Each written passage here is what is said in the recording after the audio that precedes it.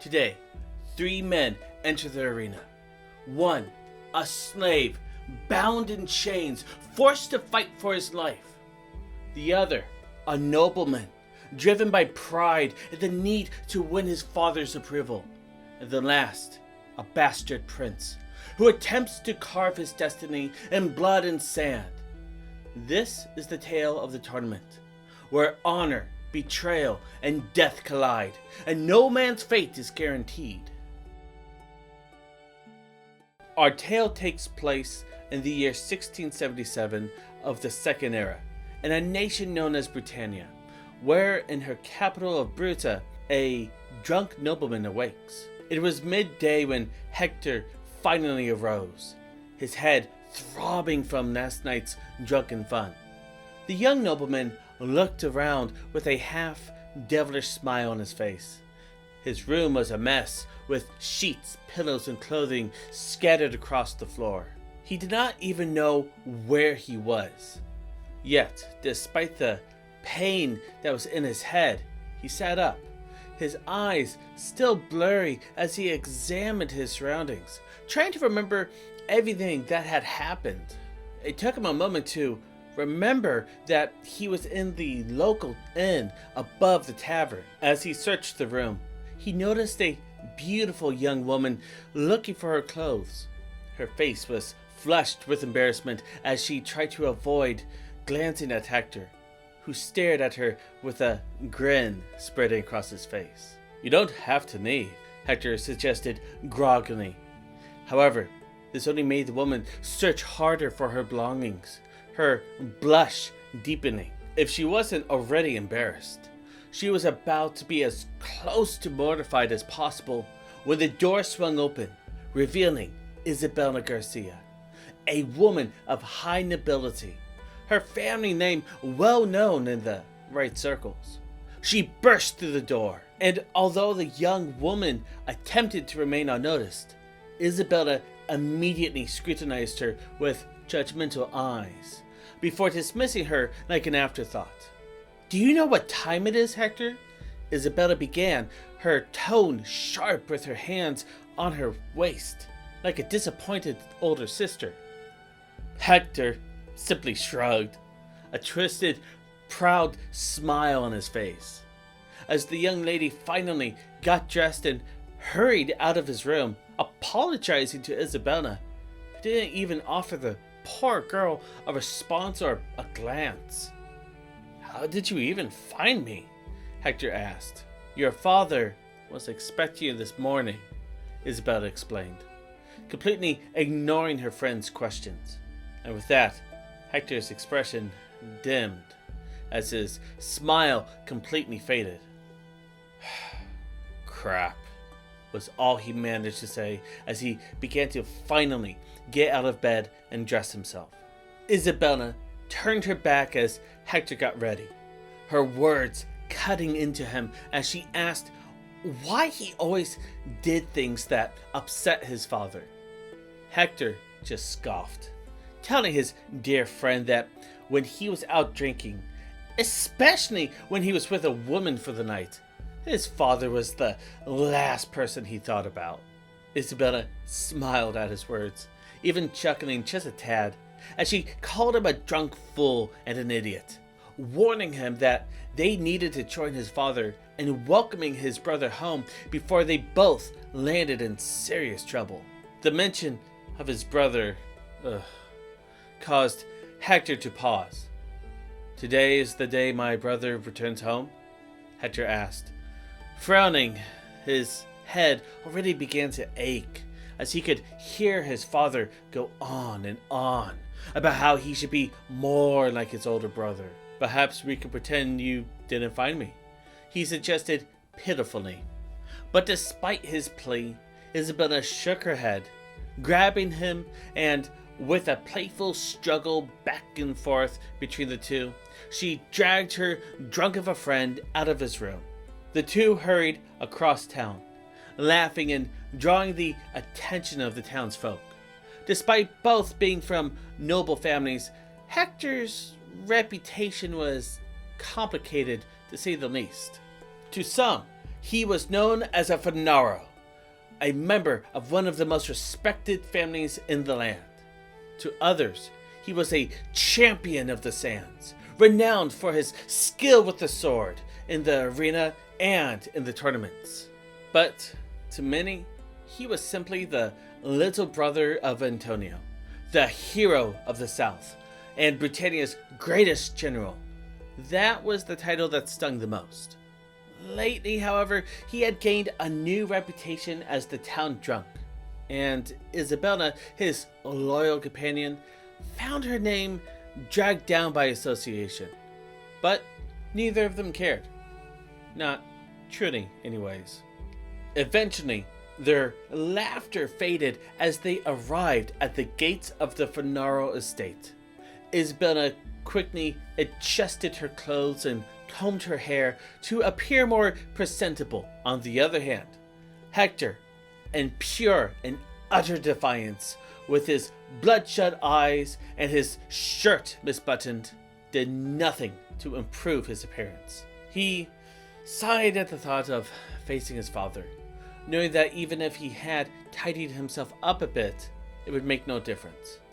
All that truly mattered to his father that he was not Antonio. As the gates swung open, they were greeted by Ernesto, Hector's oldest friend.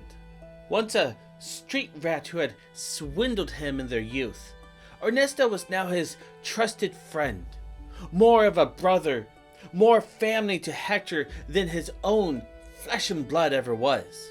"He's waiting for you," Ernesto said quietly, trying to convey the disappointment from Lord Marcelino, Hector's father, without setting his friend off in a fit of rage. But despite Ernesto's best efforts, Hector twitched with anger before merely scoffing at his friend and marching past him, not even taking the time to dignify him with a response. Knowing better than to press, Ernesto simply exchanged a look with Isabella, their eyes wide as they shook their heads. They both understood that it was going to be one of those days. The two followed Hector through the stronghold in silence, each wondering how they might be able to calm him down before they reached Lord Marcelino, despite both knowing there was probably nothing that they could do to stop the storm that was about to hit. As Hector entered his father's chamber, Lord Marcelino was in deep conversation. Although he heard his son's arrival along with his friends, he showed no sign of acknowledgement until several minutes later when he was finished speaking. As expected, this is when everything went to hell. Lord Marcelino looked at his youngest son with a frown and wasted no time belittling Hector. He criticized him for his appearance and the gossip circulating about him, reminding Hector that he was a Funaro, at least by name, and regrettably by blood. He emphasized the long lineage of their family and warned that sometimes one bad seed can ruin an entire garden. Hector, however, just rolled his eyes, smiling at his father, and simply responded that if people thought so little of him, he would simply give them what they wanted. Now Hector knew precisely what to say to get under his father's skin, but the same could be said for his father, who understood him equally as well, and knew just how to push his buttons right back. "Why can't you be more like your brother?" Lord Marcelino shouted, gesturing furiously with his hands. And there it was, the magic words. At that moment, Hector's anger surged, and his heart began to race. But before he could respond, his friends came to his aid. They were good friends, the best. Isabella gently grabbed Hector by the arm and whispered, "Don't." Meanwhile, Ernesto took the opportunity to remind Lord Marcelino of Hector's many accomplishments. He highlighted how Hector had brought fame and respect to the Funaro family, how he had taken what many viewed as a street rat and turned him into a respectable man of society. He was talking about himself, of course. Ernesto also noted that Hector's victories in the arena had earned him admiration, showing that he was indeed respectable to those who mattered. However, Lord Marcelino merely looked at Ernesto for a moment, as if he was struggling to comprehend him, almost like he was speaking a foreign language, before raising an eyebrow and delivering the coldest of responses. So, I aim to be proud of my son for playing games and teaching dogs how to dress like men. Now, it was one thing to insult Hector, but insulting his friends was a step too far for the young, hot-headed man. "How dare you!" Hector shouted, but once again his friends were quick to intervene. Ernesto simply smiled, concealing his own frustration with a tight jaw as he pushed Hector back and said to him, "Let us relax, friend. Show your father how a dog can sometimes act more civil than a lord." Marcelino, overhearing the remark, could not help but crack a smile at the sharpness of the comment.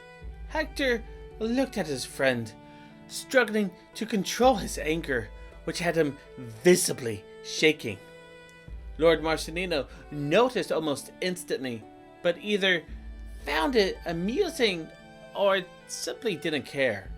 Either way, he showed no reaction to his son's demeanor. Instead, he walked past Hector and his friends, instructing them to head to town, reminding them that Antonio would be arriving at any moment, and that they were already late to greet him. Through gritted teeth, Hector snickered at his father. "You wouldn't want to keep your favorite son waiting now." Lord Marcelino paused briefly before looking back at Hector. "No, we would not," he replied, his words striking Hector's heart like a stab of poison. Anger flushed Hector's face, turning it red, and tears began to swell in his eyes, not from sadness, but from pure rage. As Lord Marcelino gathered his entourage of guards, Hector slowly followed, with his friends not far behind. They moved through the empty halls and exited the estate. Hector immediately noticed how vacant the courtyard was, and he understood the reason why. Everyone had left to go greet his brother, the hero. For some reason, this upset him. He knew that his older brother wasn't just beloved in their father's eyes, he was adored by everyone in Bruta, across all of Brutania even. The name Antonio Funaro was known to all, whilst Hector was barely known. Younger, only making a name for himself in the sands of the arena. How much lower his accomplishments, he thought, than that of a returning hero. One who safeguards the very borders of their nation. To make matters worse, the day was clear and sunny, almost as if Alder, the goddess of the green, was welcoming her favorite child home, and the city of Bruta buzzed to life as it welcomed its hero. Children ran through the streets, pretending to be soldiers, while single women wore their finest dresses, hoping to capture the attention of a returning man who had proven his worth down south. Even noble families had gathered for the occasion, and notably, the bastard Prince Alder was in attendance, representing the royal family. Hector, however, stood sourly in the corner. He did not cheer. He simply crossed his arms in annoyance, waiting for the chance to get away. Isabella, on the other hand, could not help but notice her best friend sulking. She wrapped her arms around Hector, shaking him violently but playfully with all her might. Her smile was both contagious and annoying at the same time. Although Hector did not want to smile or feel anything, he couldn't help but crack a grin before demanding that she let go of him. Isabella just smiled, kissed him on the cheek, and told him he should be happy because his brother was coming home safe, despite their father's issues, she knew he would hate it if anything really happened to Antonio. Hector might have felt jealousy towards his brother, but he also recognized that her words were true. He loved his brother and felt guilty for not being excited about Antonio's return. There had been no word of serious injury or any major losses. She was right, he thought. He should be relieved. And he was. He truly was. So, taking his friend's words to heart, Hector genuinely smiled as he heard the horns in the distance start to blast across the city. Antonio was home. The streets were now filled with chaos. People cheered at the top of their lungs while graffiti rained down from the balconies as the gates to the city swung wide open. A few soldiers marched ahead, with some unable to wait, rushing into the crowd and scooping up a willing woman or two. It had been a long march home. Most of the soldiers, however, stood in formation. Hector watched with a mix of anxiety and excitement, doing his best to appear cheerful. He even smiled when he finally spotted his brother on top of a horse. His armor was in fine condition, and the family crest was intact on his tabard, looking as clean as new. Lord Marcelino howled with joy, screaming in a manner unbefitting a head of a noble house. But he didn't care, as he pushed through the crowd with open arms.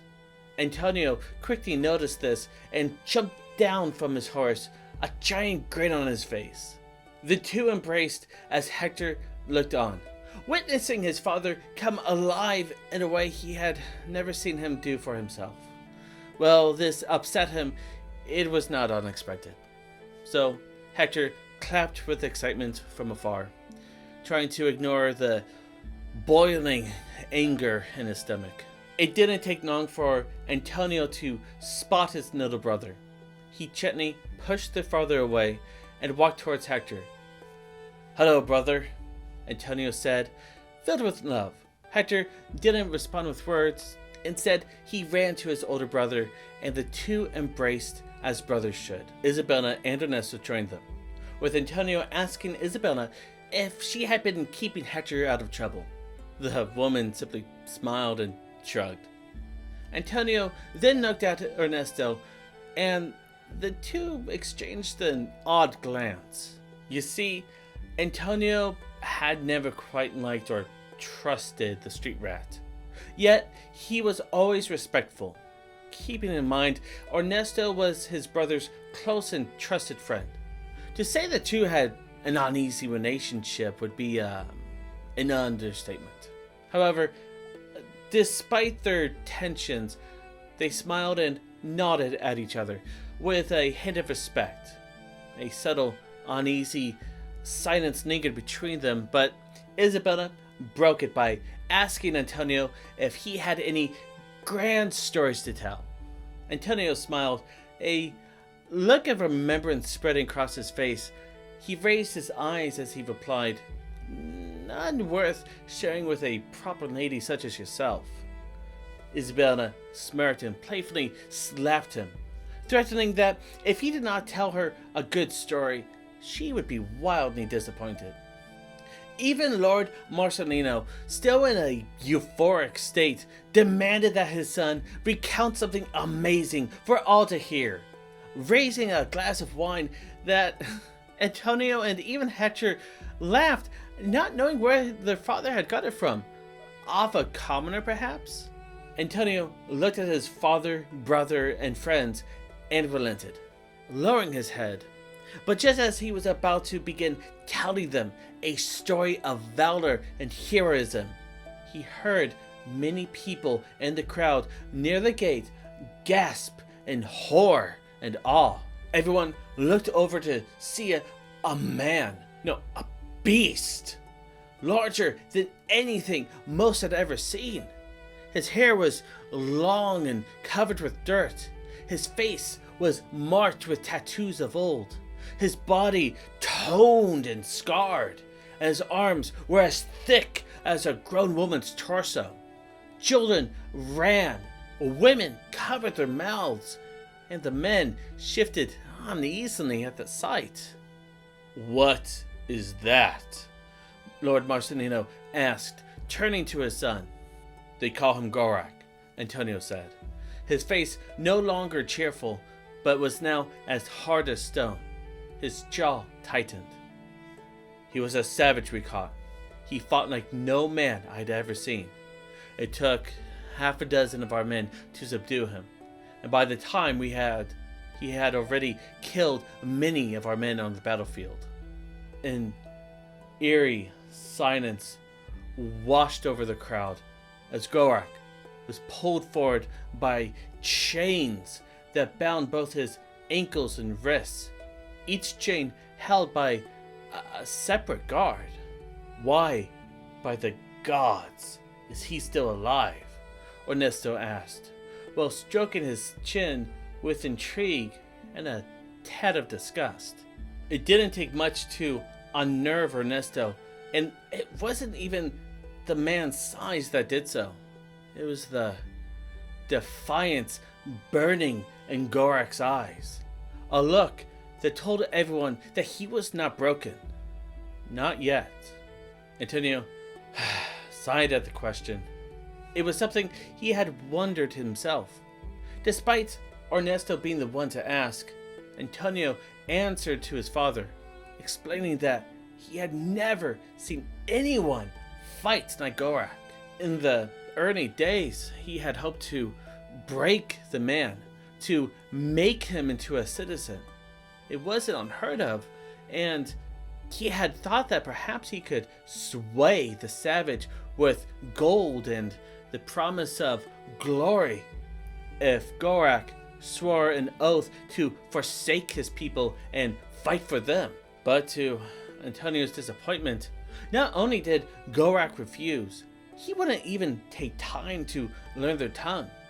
He nearly mangled the poor tutor they had brought in, almost ripping her arm clean off.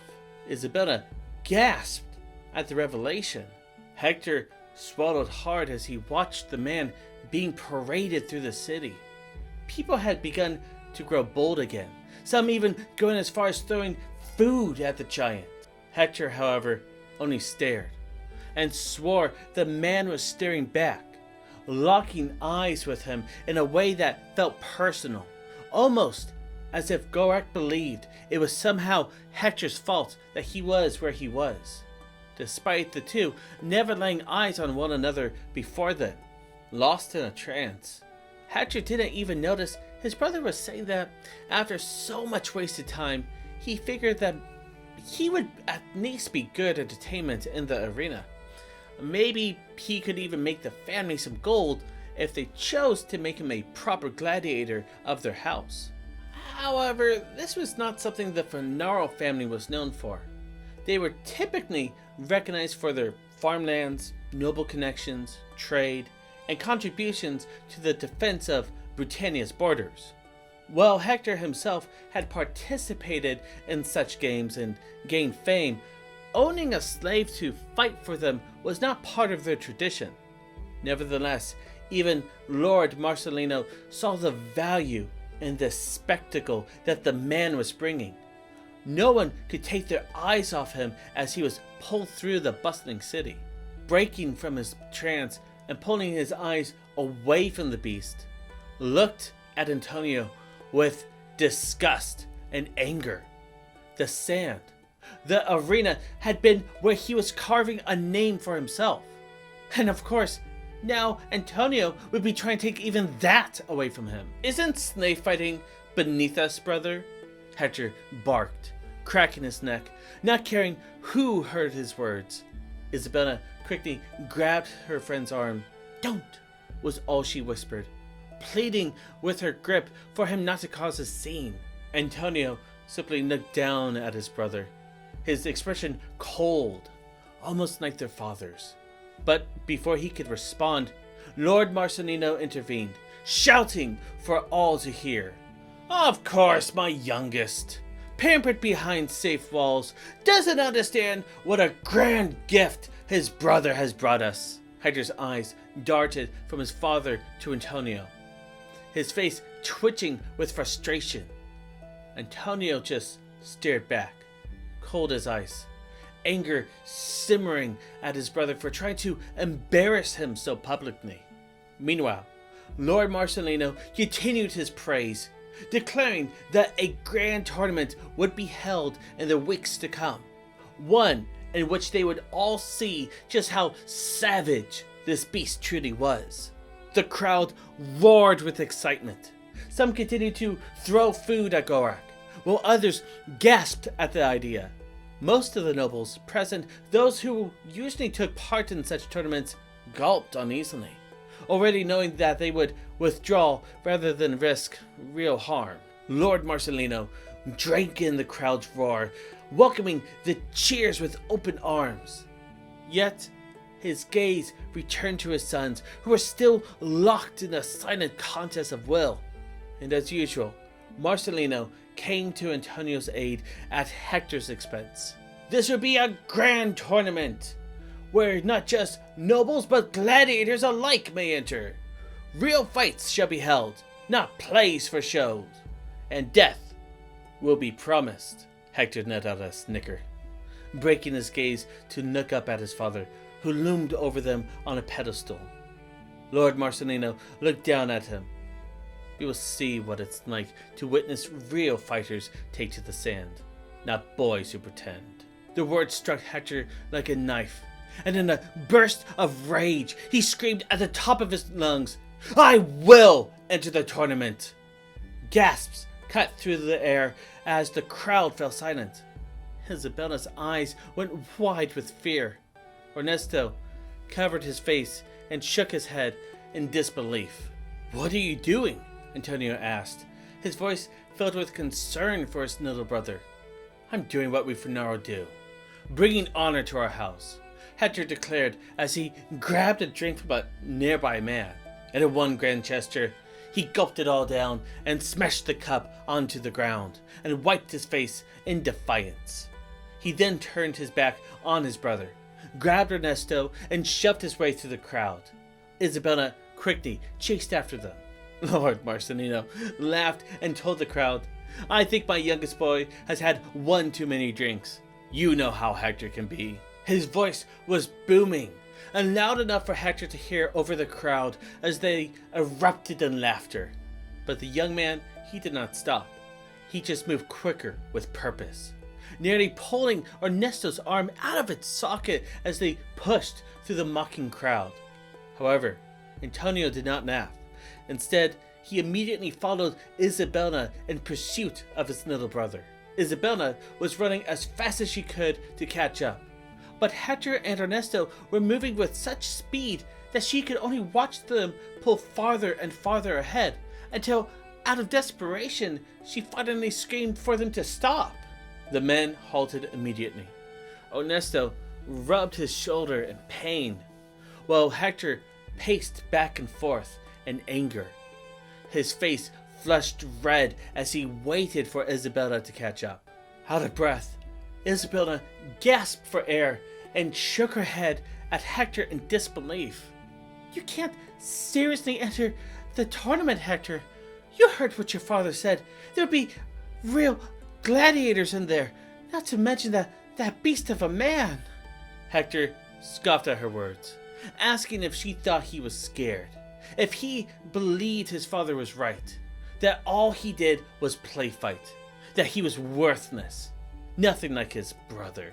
His voice rose with each question, harsher and sharper, until he was demanding to know if she had thought that he could do what Antonio could not, if he should just hide behind these fake tournaments and sparring with other noblemen.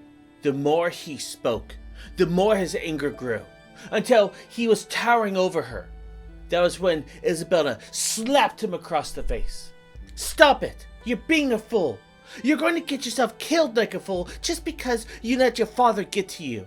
Hector stared at her with dead eyes. "You think I can't win?" was all he said in response. Before Isabella could reply, a voice called from afar. Antonio's. "Listen to Isabella, Hector. This is not a game. Battles in the arena, one-on-one against slaves who fight for freedom or to avoid the lash, can be far more dangerous than fighting in the army. Even I have men to protect me there, to stand with me. Hector looked at his brother and smiled. So, what you're saying is, even the great Antonio Funaro wouldn't be brave enough to enter the arena. Antonio held his gaze for a moment, choosing his words carefully. I'm saying it's far too dangerous. But before he could finish, both brothers heard their father's voice. Antonio, where did you go, my son? The people are here to celebrate you. Antonio looked to his father, pleading with him to call off the tournament, or at least make it exclusive to gladiators, as he was trying to reason with his brother. Hector protested loudly, screaming at Antonio that he didn't need him or their father to protect him. Lord Marcelino, hearing his youngest son, gestured with open arms and told Antonio that Hector was a man now. However, his tone was more insulting than supportive. He asserted that Hector had the right to make his own decisions. Not wanting his brother to get hurt, Antonio shouted at their father, berating him for his coldness and warning that he could get Hector killed. Once again, Hector intervened, grabbing Antonio and telling him to shut up. He insisted that he didn't need his brother to defend him. He was not a child. And Lord Marcelino agreed, gesturing that Hector had every right to do as he pleased.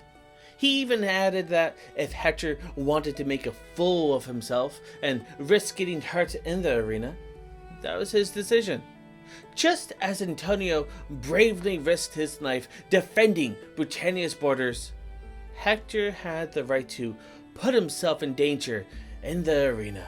Unable to tolerate his father's belittling any longer, Hector lunged at Lord Marcelino and called him a sad old man who never cared for him. What did I ever do to you, father? Hector screamed, nearly grabbing his father's collar. You just disappoint me, was all Lord Marcelino replied. In a fit of rage, Hector lunged at his father again. But before he could reach him, Antonio stepped in between the two, and in one swift motion, pinned Hector to the floor, his boots on his brother's chest. Enough, Antonio demanded. Get off me, Hector shouted. Antonio stood still, unmoving, simply looking down at his brother. It wasn't until Isabella ran to him, shaking his arm, begging him to let go of Hector, that Antonio finally flinched. Scoffing, he lifted his boots from his brother's chest. Yet, despite his annoyance with his little brother, Antonio did lean down and offer a hand. Hector, of course, snapped the hand away before leaping to his feet and spitting at the floor toward his father. I will enter this tournament. I will kill any slave, any beast that comes my way, and then you both will see. I am the Funaro brother that people should fear, he declared to both Antonio and his father. Antonio shook his head, his face with defeat. Well, Lord Marcelino, he only smiled, more amused at how easily his favorite son had come to his rescue, and showed no concern with Hector's declaration. The two parties now went their separate ways. Antonio and Marcelino went back to the waiting crowd and festival, while Hector ran back to the estate, ready to train for what came next. Well, Isabella and Ernesto, always loyal, followed close behind. Weeks passed as the tournament took shape. As the rules became clear and the danger grew real, one by one, the noble family's knights began to withdraw. They were accustomed to facing only each other, where death was rare and honor sometimes mattered more than the fight itself. This was different. It was a true test of might. In their absence, some of the great houses sent their lesser gladiators to participate. None wanted to risk their champions against the beast, Gorack, whose legend was spreading more rapidly than a plague. Well, others chose safety. Hector, despite the pleas of his friends and even Antonio, was determined to prove his worth and show his father wrong. He refused to listen to anyone and trained day and night with Ernesto and others. Finally, the day of the tournament arrived. The stadium was packed beyond capacity, with people spilling over one another to get in. The streets surrounding the arena were crowded, shoulder to shoulder. The excitement was unmatched, unlike anything the city had seen in years.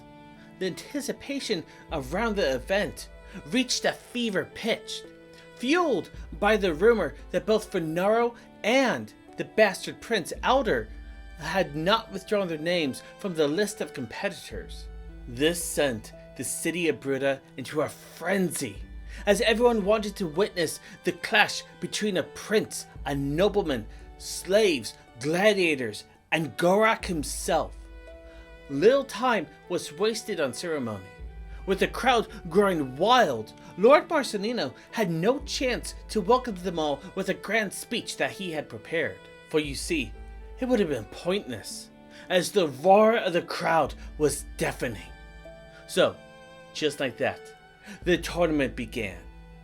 Hector stood at the front, watching the gladiators fight, with Isabella and Ernesto by his side. They observed as brutal southern savage slave fighters and the enslaved Brutanians battled to the death. It was far more savage than Hector was used to, yet he was not scared.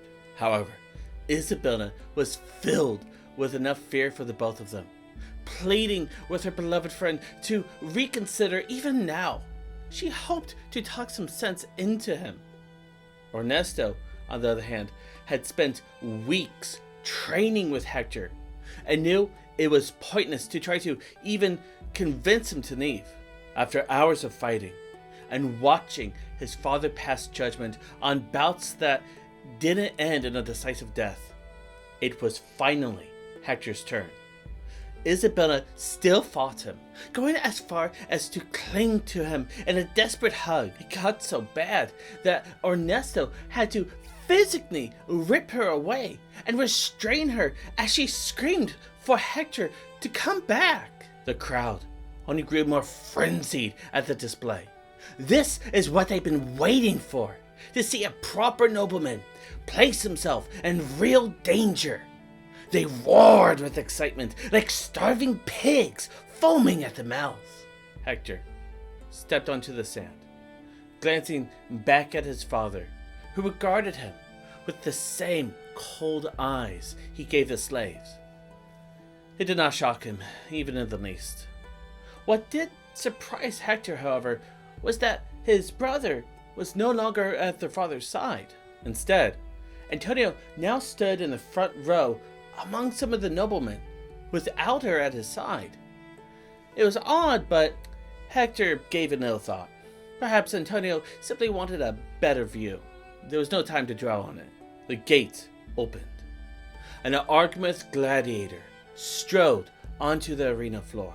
The man matched Hector in height and weight, armored in proper gear, sword and shield in hand. He looked trained, almost proper, save for the tattoos and the wild hair that clearly marked him as not a Brutanian. Hector's breathing slowed as he focused.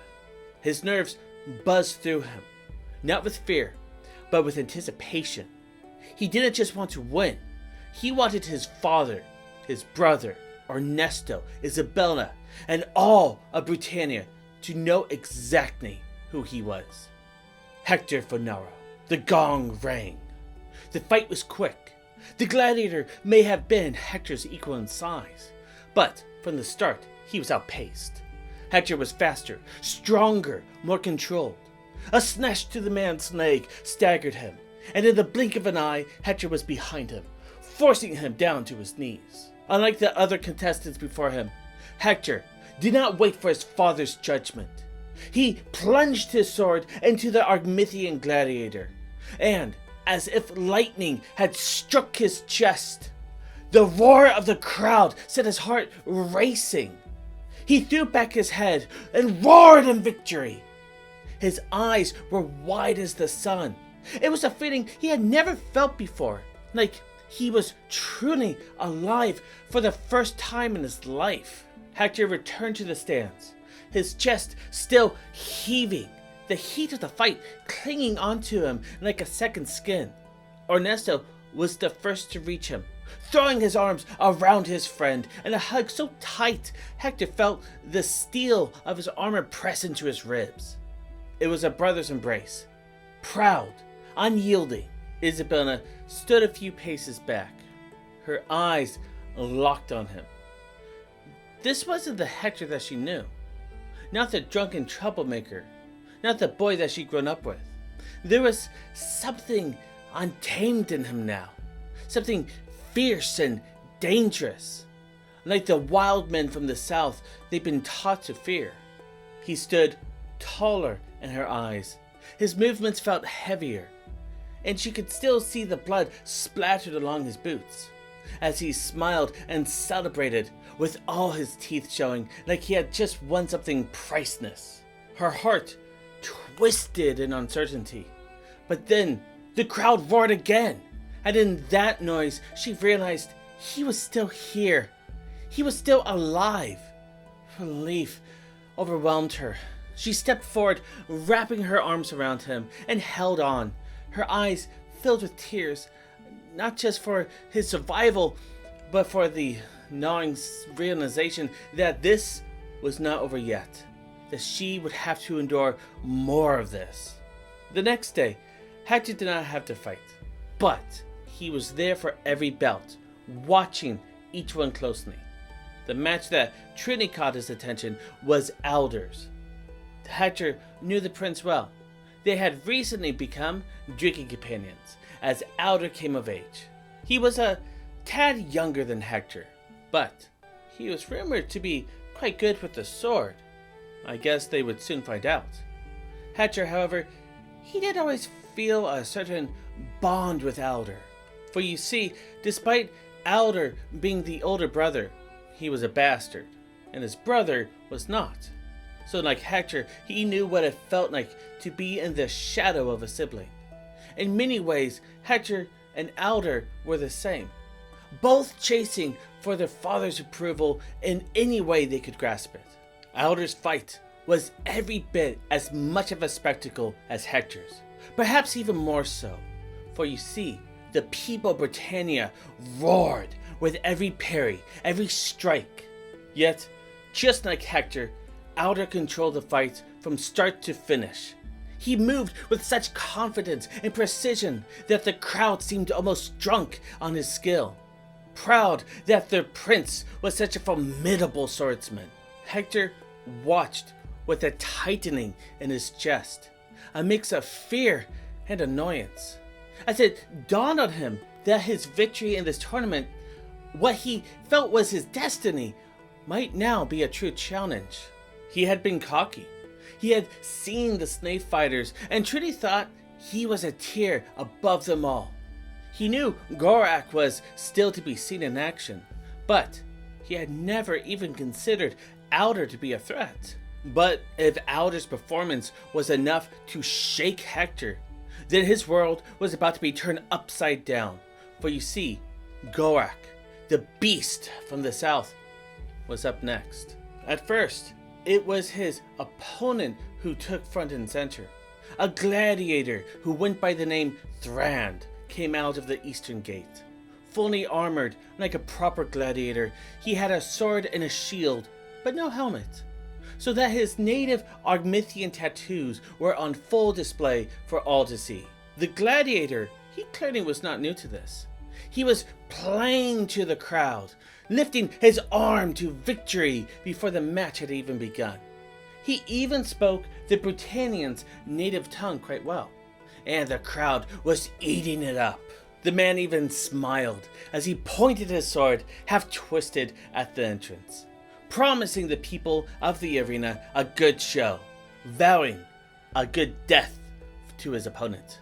Finally, it was time. Hector, Alder, and the rest of Bruta watched with bated breath. It felt like the world stood still as the western gate opened. The crowd began to chant, "Gorack! Gorack! Gorack!" over and over, with such craze that the sands of the arena began to bounce. Then, without warning, he came through. No armor except for the cuffs that were still around his wrists and ankles. The chains had been removed.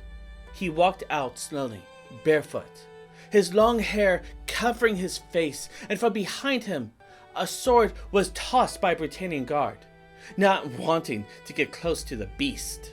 Gorack, at first, ignored the blade that lay next to his feet. Instead, he looked to Thran, who, to his credit, did not in any way seem fearful. He stood strong and proud. He did take a moment to size up Gorack, but in his mind, despite his size, he was still a man with no armor, no protection from his blade, Thran thought to himself. At last, the two locked eyes.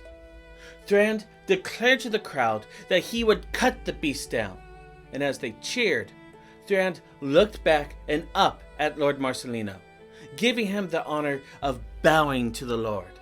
Marcelino, never one to not take a moment of glory, smiled and nodded in respect to the gladiator. Then Thran looked back to Gorack and said something that none could understand in the old demon tongue of the south that all Archmithians spoke. Now it wasn't known to any what he said in the crowd, but essentially what he said was, "May your death be quick, brother." But for whatever reason, it was like a flash of lightning had struck Gorack, for when he heard those words, the beast came to life. He, with incredible and shocking speed, grabbed his sword from his feet and charged at Thran. Hector and Alder both leaned forward. Hector so much so that just a faint shove would have sent him falling into the arena. Gorack, without warning, threw his sword at Thran, who blocked it with his shield. Now unarmed, Thran saw his chance as he readied himself. But what happened next happened so fast. Gorack would grab onto the shield of Thran. At first, the trained gladiator took this as a mistake. He turned his sword and went in to stab the beast.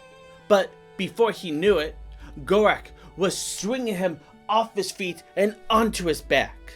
The second Thran hit the sand with such force, it felt like every bone in his back had been broken. He tried to recover, but before he could even react, the world went dark. A shadow was cast over him as the beast mounted upon him. Sitting on top of his chest, Gorack's large legs kept the man pinned. What happened next was nothing short of a bloody mess. Punch after punch after punch, Gorack's fist unleashed upon Thran's face. In all honesty, he was probably dead by the second swing. But that did not stop Gorack, who kept swinging for nearly an entire minute straight.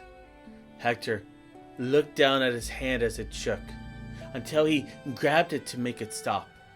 But before he could hide his fear, even his eye twitched.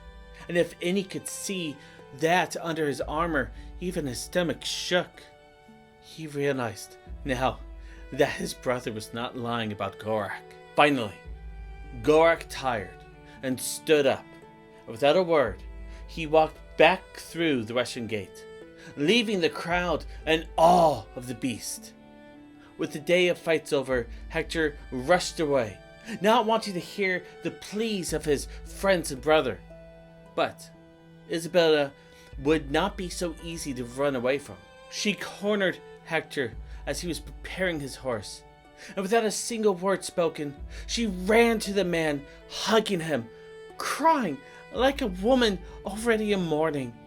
Now, she was expecting her friend to shove her away, to tell her that he had already made up his mind. But no. Instead, Hector gripped Isabella with all his might. She could feel his shaking arms. She could feel his fear all drop out. His words were like a moment of pure joy. It felt like 1,000 pounds had been taken off her chest. Isabella looked up to Hector, and with tears running down her face, the girl just grabbed Hector's face with both hands and kissed him with all her might, thanking him as she kissed him over and over, until finally Hector pulled her away and with a big smile said, "Enough! I will not die to impress my father. Hell, he'd probably like it if I did so, but I won't give him the satisfaction." Now, Isabella didn't care what the reason was. She was so happy that Hector had come to his senses that she ran off so fast that Hector barely got in a word to ask where she was going. To tell Ernesto! To tell him our friend isn't as dumb as he looks. Hector just smiled, shaking his head. Because, to be honest, despite the shame of admitting that he was scared, and the idea of his father holding this over him, Hector was just relieved. He was able to breathe. As he mounted his horse and began to ride back home, he did so with a smile on his face. As Hector rode home, he glanced back at the city of Bruta. The sounds of music and laughter reached him from a mile away. In that moment, away from the noise of the arena and the company of his friends and family, Hector turned his gaze to the calm night sky. His shoulders sagged, and he closed his eyes as he took a deep breath. It was over. Tomorrow, he would have to face his father and endure the whispers of others who would say he was scared. But tonight, in that moment, Hector simply opened his arms wide and embraced the stillness of the moment. So, what do you think? Do we have a chance? Alder's words came unexpectedly, nearly startling Hector right off his horse as he opened his eyes. Hector took a moment to steady himself before looking down at the prince. "Where did you come from?" he asked, glancing around and genuinely baffled at how Alder had caught up to him without a horse. Alder simply smiled, patting Hector's horse and remarking that a prince, even a bastard one, knows his own city better than most. Hector and Alder both laughed, with Hector clutching his stomach, while Alder tended to his shoulder. At first, their laughter was infectious. It seemed like they would just laugh the night away. Eventually, however, they would simmer down, and Alder would once again ask, "Do you think we have a chance against that man?" Hector took a moment, glancing back at Bruta. He thought about what Isabella must be doing right now, wondering who had heard the news of his dropping out. He turned to Alder, but before he could respond, Alder walked over to him and gripped the reins of his horse. "I won't lie. I am scared, Hector. More scared than I've ever been. But imagine, just imagine, the glory that could be ours. They will speak my name for years, decades. A prince who slayed a beast. Not a bastard, but a prince." Hector looked down at his friend, feeling a heaviness in his eyes and hands as if they were made of bricks. He was overcome with a guilt he couldn't fully understand. He didn't want his friend to face this alone, so instead of revealing the truth, he simply nodded, agreeing that if one of them could succeed, they would be remembered. Besides, tomorrow I fight him, and if all goes well, you won't even have to worry about it. Wouldn't that be nice for you, Hector?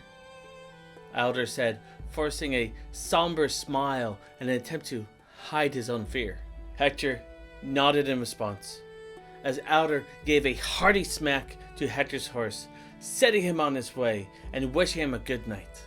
In turn, Hector wished Alder luck for the next day. Both Hector and Alder, though, struggled to sleep that night, each lost in thought about what was to come. The next day would arrive too fast for some, but not quick enough for others. For you see, if the crowds were unruly before, then today was even worse. The news of Alder versus Gorack had the city in a frenzy. It was so bad that the people were literally attacking one another. Fights were breaking out just to be able to enter the arena to watch. People were falling over one another. Children were being separated from their parents. It was pure mayhem. Brutania, the land of civil people, were truly showing today how savage they can be. As Hector took his place in the stands, he spotted Ernesto first. His friend's face looked drawn and lost in thought. Concerned, Hector asked him what was wrong. Ernesto gave a quick glance, stroking his cheek and tapping it with a single finger as he searched for the right words. Finally, he turned to Hector and asked if it was true, if he really had dropped out. Hector said nothing. Instead, he wrapped his arm around his friend and gave him a reassuring shake, insisting that such things didn't matter at that moment. Ernesto opened his mouth to protest, wanting to know more, but before he could speak another word, the horns for the next fight began to blare. It was time for Alder and Gorack. The crowd erupted in excitement. One man even fell from his seat into the arena, prompting laughter and pointing from spectators as the soldiers escorted him away. When the gate opened and they took the drunken fool out, Alder emerged, dressed as a proper soldier of Brutania. Though he bore no sigil, as a bastard could not hold the title of knight or possess the royal crest, he still wore the armor with dignity. The crowd began to cheer his name, stomping their feet and clapping. Lord Marcelino attempted to quiet the commotion, but he could barely be heard as he introduced Alder to the few who could listen. Hector again noticed that Antonio was not by his side. Instead, he was in the front row where the combatants typically positioned themselves. Unlike during their earlier matches, Alder did not showboat. His nerves were frayed as he fought with all his might to prevent his body from trembling. He took deep breaths, searching for a way to calm himself down, but nothing could quell the shaking. He barely heard Lord Marcelino call for the eastern gate to be raised. Yet, he could see it rise, and it felt as if time was rushing by both quickly and slowly. It was a sensation he had never experienced before, and he wondered if this was how a man felt just before he died. Alder shook his head violently, trying to dispel the doubt. There was no time for weakness. He needed to be at his best, better than his best. Hector couldn't help but worry. In a rare moment of clarity, he wondered if this is how Isabella felt when she was worried about him. He glanced around, but she was nowhere to be seen. Just as he was about to ask Ernesto where she was, his friend spoke up. The poor girl was so happy you decided not to fight anymore that she drank herself to sleep. I think we may not see her for a whole week. The two men shared a brief smile before turning their attention back to the arena. Gorack had begun to emerge from the tunnel, and as before, the soldier behind him threw the sword into the sand. However, unlike his previous encounter with Thrand, Alder did not showboat this time. Instead, he slowly approached Gorack, who stood still like a statue. Even through Gorack's wild hair, Alder could feel the beast's gaze locked upon him, like a predator stalking his prey. As if stepping on a trigger, the second Alder got too close, Gorack began to rampage. This time, he did not throw his weapon. Instead, he rushed the prince and swung with all his might. Alder blocked with his shield, but the force was so great that the prince nearly toppled over. The crowd went crazy. Meanwhile, Hector, Ernesto, and anyone worthy of note watched with knots in their stomachs. Again and again, the beast swung, each blow feeling it like it was chipping away at Alder's bones. Hector leaned forward, gritting his teeth. "Move, damn it, move!" he screamed out to the prince. Hector leaned forward, gritting his teeth. "Move, damn it, move!" he screamed to the prince. And almost as if he heard him, when Gorack took a big swing once more, Alder unhooked his shield and threw it at Gorack in an attempt to catch him off guard. Alder then rolled and took a big swing with all his might, screaming with his very soul as he did so. But his actions were in vain, as the crowd gasped when Gorack caught Alder's wrist. The prince looked up at the beast, who held onto his arm like a child. And in just a moment, Gorack swung Alder off his feet, just as he had done before, but instead of by the shield, as with Thran, he swung the poor prince by his arm. To Alder, it felt as if Gorack were ripping his arm straight out of its socket. The crowd no longer roared with cheers, but gasped in fear as the beast straddled the prince. Alder, however, he knew what was coming, and as Gorack slammed his giant fist down, Alder raised both his arms to protect himself. Despite the strength difference, Gorack felt the sting of his fist as it slammed against Alder's armor. But that did not stop him, not even for a second. Instead, Gorack grabbed Alder's arm and shoved it aside to clear his strike. But as his fist came crashing down again, Alder pulled his arm back to defend himself, forcing Gorack to once again strike the hard steel. Yet, despite managing to defend himself, it was unclear who was taking more damage, as Gorack only roared with anger, while Alder screamed in pain. Hector watched in horror, his hands shaking as he looked around, searching for a way to stop it. But then, he watched again as Gorack attacked and attacked, until finally a blow struck Alder across the face, blood spraying from his mouth as he passed out. Hector couldn't bear to look as he gripped the sides of the stands, preparing to run to Alder's aid. But just as he was about to, he felt Ernesto pull him back. "Look!" Ernesto shouted, his hand stretched as he pointed with a quivering hand. Hector, wide-eyed and jaw half open, as he watched in disbelief. Gorack screamed in pain, blood pouring down his back, and behind the beast stood Antonio in the arena, his sword bloodied with Gorack's blood. The beast raged as he reached for his back, feeling the sting of open flesh beneath his fingertips. Antonio remained calm, shouting for Gorack to stand down. The crowd was silent now, confused and terrified. Gorack stumbled for a moment before turning around, his eyes burning with anger as he snarled like an animal about to pounce.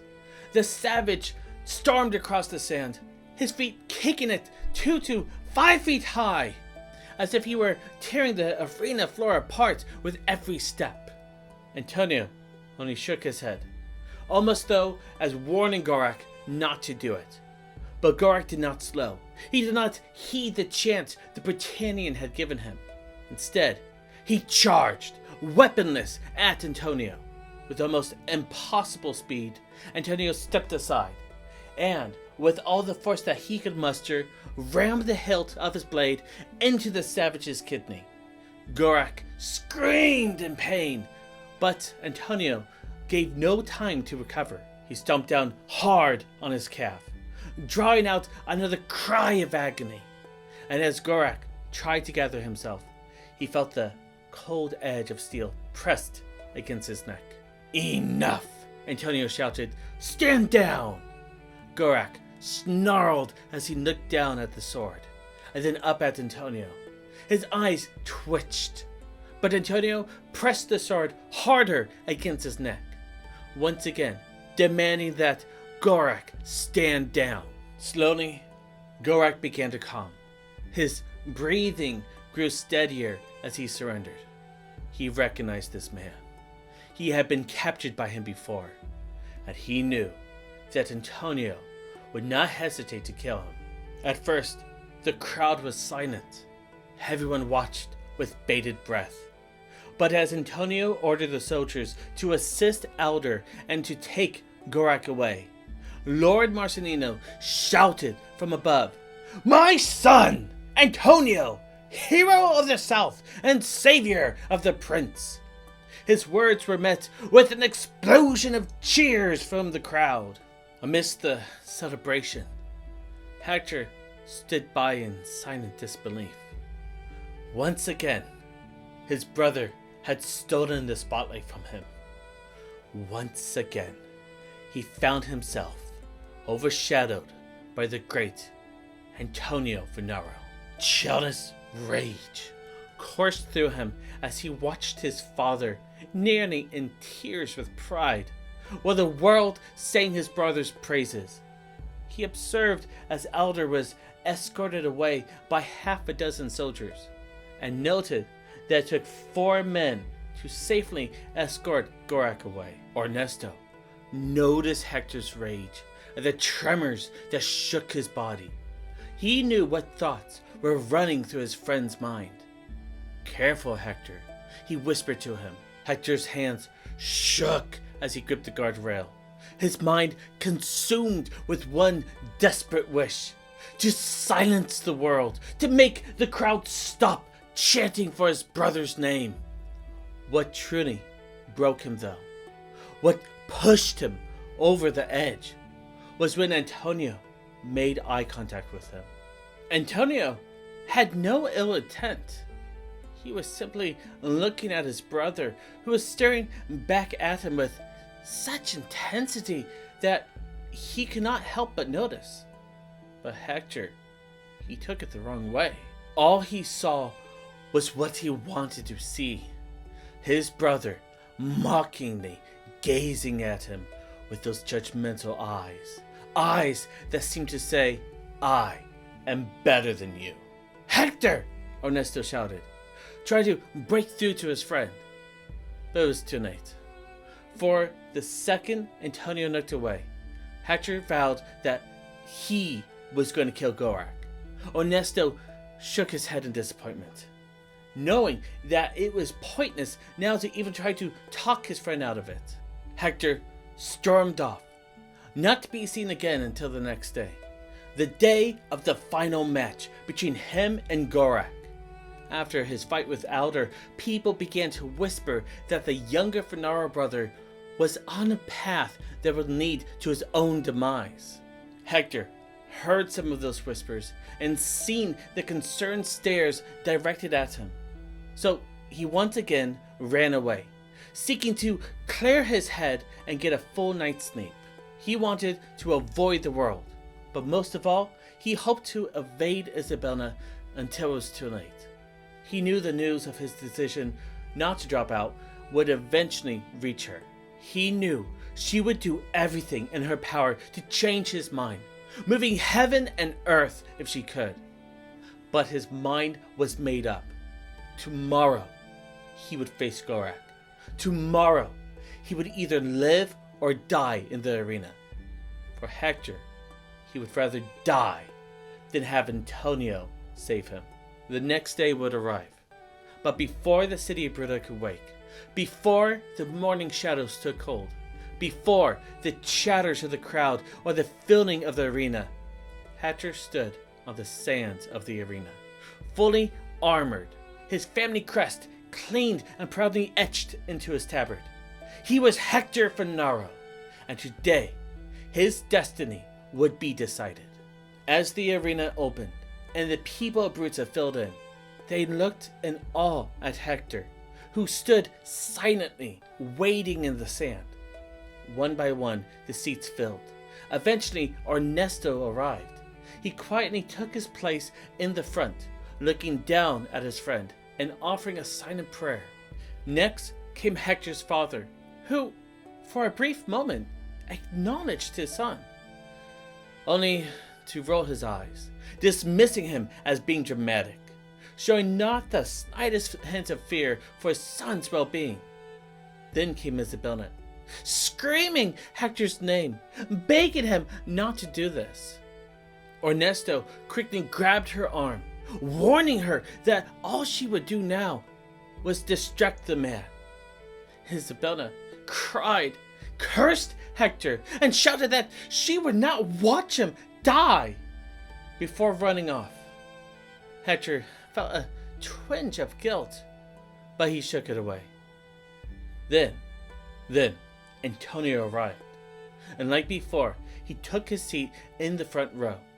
It was only then that Hector finally broke his stillness and walked towards his brother. Antonio looked down with a stony, statue-like expression, his eyes on Hector just as their father's had always been. Hector merely looked up and said, "If you interfere, brother, I will kill you too." Antonio said nothing. He simply stood, gathered his things, and without so much as a glance back, left to join the father above. Hector was truly on his own now. After the ceremonies, Lord Marcelino welcomed everyone to the final battle. He expressed his gratitude to all that had gathered, thanked the gods, and sent well wishes for the future of Brutania. Without once glancing at Hector, he raised his hands to signal the horns to blow and the battle to commence. Throughout Lord Marcelino's speech, Hector remained focused. He did not turn to acknowledge his father. He was determined to concentrate on the task ahead. The eastern gate opened, and Gorack emerged. As always, a soldier tossed a sword to the ground.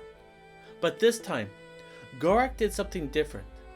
He looked around the arena, searching, until at last he found what he wanted, his eyes fixed on Antonio. Hector followed his gaze and saw his brother seated high in the sky deck beside their father.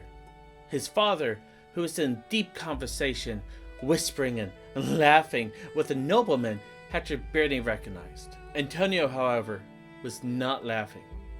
He looked down at his brother. His expression was strange, uneasy, almost afraid. The sight made Hector flinch, but he would not let Gorack draw closer while his attention wavered. Shaking off the odd feeling, Hector turned back to the arena floor.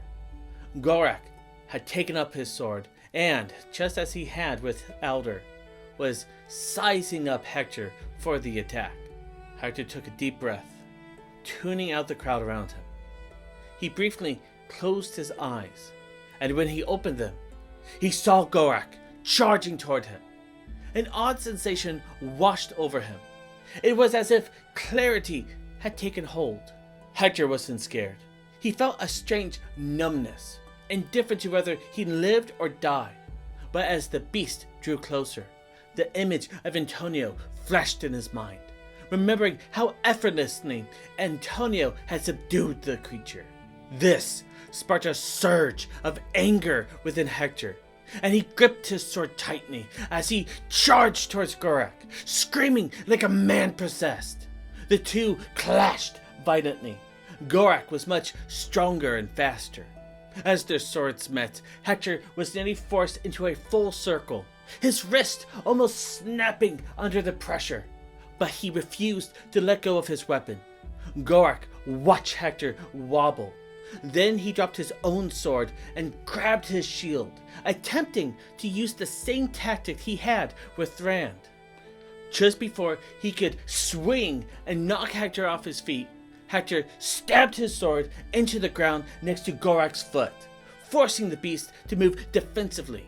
However, Gorack didn't let go of Hector's shield. Instead, he pulled Hector in and in that moment, Hector lunged his sword forward at Gorack. The Argmithian was too massive and powerful, catching Hector's arm in a brutal grip. The crowd roared as Hector screamed in pain. Gorack had now lifted Hector off the ground by his arm, forcing him to drop his sword. Then Gorack with both hands seized Hector's shield. But Hector, without hesitation, let go, unwilling to be dragged with it. Gorack, with the shield in hand, studied it for a moment, as if considering beating Hector to death with it. But instead, he turned and hurled it into the stands. The crowd screamed in horror as the shield nearly took the head off a woman who ducked just in time. Desperate, and seeing Gorack's back turned, Hector charged with all his might. But it was no use. Gorack was too strong, his hands too wide, his arms too thick. He caught Hector with ease, and with the effort of lifting a child, hoisted him by the waist and flung him against the arena wall. Not giving the nobleman a moment to breathe, the beast hammered Hector's ribs relentlessly. Punch after punch landed, each one feeling as though it were splitting him in half. Ernesto screamed from the stands, ordering Gorack to stop. But the savage continued his assaults on the helpless noble. Hector was fading fast, his vision blurred, and he had reached the point of pain where he could hardly think. He looked up at the stands, and tears began to swell in his eyes as he saw his father looking down at him, arms crossed in disappointment. His brother was missing. Lightning tried to rush to his aid, but he would never make it. Hector thought of how foolish it was to die for pride, trying to impress a man who would never care. All he could think about was how upset Isabella would be, how sad she would feel upon hearing the news, how he hoped she wouldn't hate him for too long, and worried she might feel guilty for not being there. Just when it seemed all hope was lost, and Hector was ready to give in, he saw Ernesto in the crowd above, leaning over the rail and shouting his name. The next thing he knew, Ernesto's dagger was being pushed over the side of the stands. Without a care for anything but survival, running on pure instinct, Hector snatched the blade and in one swift motion drove it into Gorack's chest. Gorack staggered back, screaming in pain and fury, while Hector collapsed to his knees. But the beast did not rest for long. Hector watched in horror as Gorack ripped the dagger from his chest and roared in thunderous force. More animal than man in that moment. Hector shook his head, convinced there was no way he could win. His ribs were broken, and it took all his willpower not to pass out from the pain. If not for Ernesto's voice, screaming at him to stand, begging him to move, he might have surrendered to the darkness. But his friends' pleas rallied him.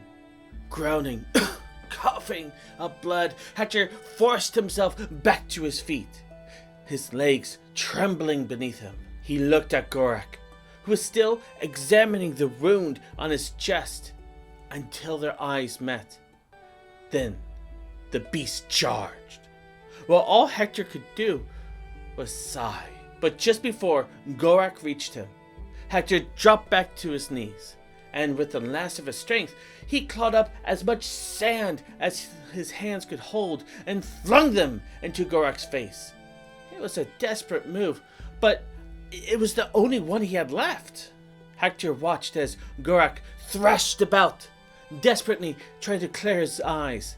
Terrified to miss this opportunity, seizing the moment, Hector rushed at Gorack, and using all his weight, he collided with Gorack's leg. Ernesto shouted amidst the roaring crowd as Hector painfully picked himself up and looked at Gorack, who was now on the ground, writhing in pain, clutching his injured leg. Quickly scanning the area, Hector crawled over to a sword, grabbed it, and running on fumes began to crawl his way towards Gorack. Hector climbed on top of the beast and let out a primal scream of defiance as he plunged his sword down. But before the blade could reach Gorack, the beast slammed his giant fist into Hector's already broken ribs, and the blow sent Hector flying off him, rolling into the sand and curling into the fetal position as he began to cough up blood. Hector was honestly spent, and no amount of cheering or pleading could give him a second wind. As his vision blurred, he watched Gorack rise.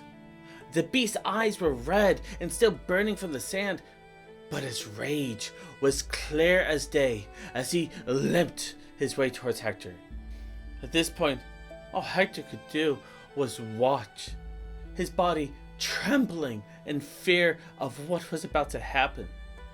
Yet, just before his vision failed, and he slipped into unconsciousness, he saw something that tied his stomach into knots. Gorack, injured and bloodied, backed away at the sound of a voice shouting for him to stop. The last image Hector saw before succumbing to his injuries was Antonio's back as his brother stood before him and the beast. The last thought that he had was that this was a fate worse than death. 3 days passed before Hector woke up in the safety of his room in the Krane Funaro estate. At first, it took him a moment to realize where he was. He initially awoke as if he were still in the arena, filled with fear and looking around for Gorack. However, he was greeted by Isabella, who, with the biggest smile, began to scream, "He's awake! He's awake!"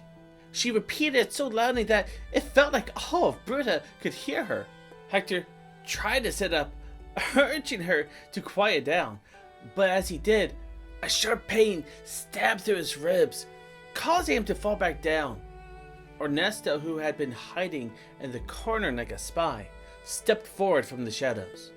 He told Hector to rest and assured him that all he had to do now was to take it easy and let his body heal.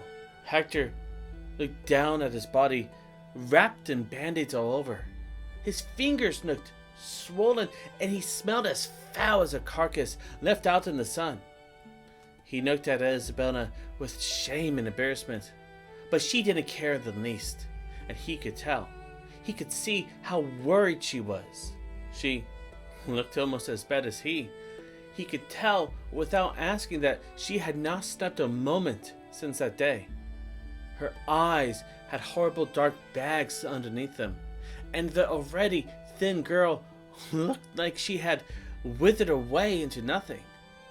"I'm sorry." That was all Hector could say to her. Now, despite Isabella's anger, her overwhelming relief took precedence. She told Hector to be quiet, assuring him that he had nothing to apologize for. She explained that she was just so happy that he was alive, and that the healers, they said that he would make a full recovery. He would live and be whole again. Her words brought comfort to Hector, but just as he felt relief, a flash of memory struck him. The last thing he saw before losing consciousness was his brother, saving him from Gorack. Hector's swollen fists began to tremble with rage. Isabella quickly sensed something was wrong, but before she could ask, Hector, he begged her to leave. He was embarrassed in front of the entire city, and all he felt was like a failure and a fool. He needed Isabella to go. He couldn't be seen by her. She tried to protest, but Hector shouted for her to leave. In doing so, he reopened a few of his injuries. Watching her friend bleed caused Isabella to panic. She tried to assure him that all she just wanted to do was to help, but her words only drove him further into madness. Finally, Ernesto stepped in, grabbing Isabella and leading her away. telling her it was best to let Hector rest. After escorting her away, Ernesto returned to find Hector crying, his body shaking like a child, unable to stop. At first, he didn't know what to say, a rarity for him. So instead of speaking, he did the only thing a friend could do. He sat next to Hector and held his hand, letting him know he wasn't alone. After a while, Hector calmed down and began to ask about his brother, Alder, and finally about their father. Ernesto explained that Antonio had been visiting him every day and that he was sure their father would come as soon as he heard the news of Hector awakening. However, this only upset Hector further. He demanded that Ernesto keep Antonio away from him. He didn't want to see his brother's face. Ernesto didn't argue. He simply nodded in agreement, promising that if that was Hector's wish, he would ensure Antonio did not come. Hector fell silent again. After an awkward moment, Ernesto informed him that Alder was doing much better, and he was already walking around. This news brought a genuine smile to Hector's face, but he soon turned the conversation back to their father. Ernesto went quiet, trying to find the right words. Hector, noticing this, and asked him directly, "Has he come to see me once?" Ernesto looked at his friend, who lay in bed with broken ribs, swollen hands and feet and face. He could barely recognize him. No, was all that Ernesto could manage in the end. Hearing this, Hector wasn't shocked, but it still hurt. How could his father not care? If he just hated him, that he thought he could handle, but how could his father not care? Wasn't he blood like Antonio? What had he done to deserve such lack of love? Hector's face began to twitch, and he looked over to Ernesto. "I'll show him, Ernesto. I'll show them all. Someday, one day, history will know the name Hector Funaro. And my name, not my brother's, will last the test of time. You'll see. They'll all see." His words trembled as his eyes closed, as he drifted back to sleep. Ernesto looked at his friend, stroking his hair and making a promise, unsure if Hector could hear him or not. "I promise you, I will make that happen, no matter the cost." Wow, a lot to take in there. So what do you think, adventurer? Will the world know the name of Hector Funaro? Or do you think he is forever destined to stay in his brother's shadow? And what of Gorack? Want to hear more tales of these characters? Let me know in the comments below. And if you enjoyed this tale from the world of Sha'Rune, please hit that like and subscribe. We truly cannot build this world without you. And until next time, in the great eye we trust.